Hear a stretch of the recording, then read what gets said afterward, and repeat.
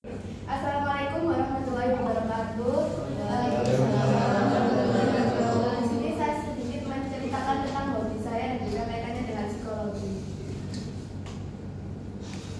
Ini saya kok. Ini deh. Nah, hiking itu hobi salah satu hobi yang paling berharga buat aku karena ini tuh nggak cuma tentang aku naik gunung aja, tapi hiking juga ada kaitan eratnya dengan psikologi, terutama tentang meminimalisir stres gitu. Nah, awal mula aku mendaki itu ketika aku itu merasa pikiran aku tuh banyak banget dan juga aku itu berpikir langsung kayak aku harus melakukan satu hal untuk meminimalisir tersebut. Nah, itu awalnya aku mendaki. Nah, ketika aku mendaki, aku tuh sadar bahwasannya aku itu menemukan tempat yang nggak bisa digantiin sama tempat lain.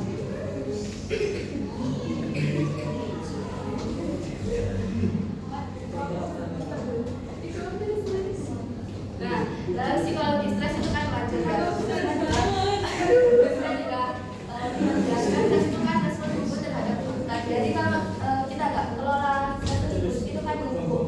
Nah, hiking itu salah satu cara alamiah aku buat meminimalisir stres tersebut. Jadi kayak bulan pandemi itu jadi kayak dakian dari dulu.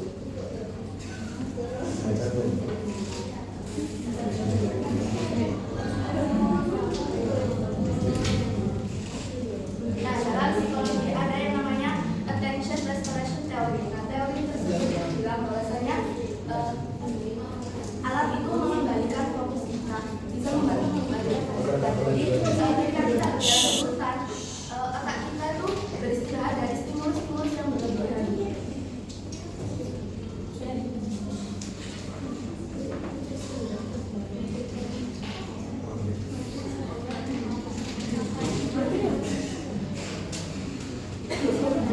Aku tuh suka berani karena aku tuh menikmati momen yang sekarang yang aku dari sekarang. Jadi otak aku itu nggak kepikiran masa lalu dan juga nggak memikirkan masa depan. Jadi aku tuh menikmati momen yang ketika aku berani itu aku menikmati momen banget.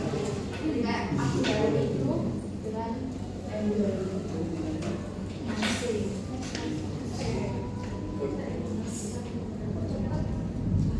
Nah, ketika pulang mendaki itu kan kayak kaki itu kayak digarem gitu, kayak badan capek-capek, tapi otak aku itu kayak damai, udah kayak plong gitu.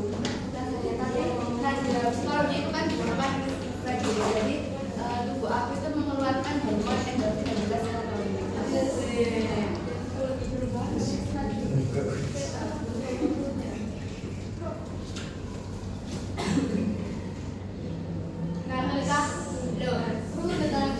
Nah, ketika mendaki aku itu sering banget refleksi ke diri aku sendiri. Jadi kayak aku cerita-cerita kayak diving sendiri, terus kayak tiba-tiba kebawa perasaan, langsung nangis gitu. Jadi kayak aku tuh menemukan diri aku yang paling jujur di situ, kayak tanpa penilaian orang lain.